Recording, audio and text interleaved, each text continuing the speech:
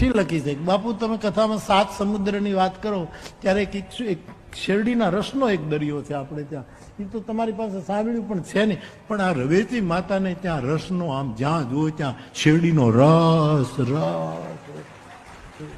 એટલે બહુ રસ છે, રસનું પરબ બાંધ્યું છે. હા અર્જુનભાઈ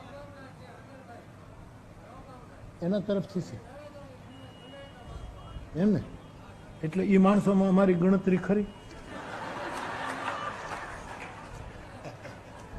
કોઈ સરસ પણ રસ રસ બધાને કેટલું બધા સૌ પોતપોતાની ક્ષમતા પ્રમાણે આખો ઉત્સવ સૌનો છે.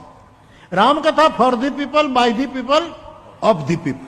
આ લોકોની માટે કથા, લોકો વડે કથા, લોકોની કથા, એનું નામ રામકથા છે. રામ સૌનો છે સાહેબ.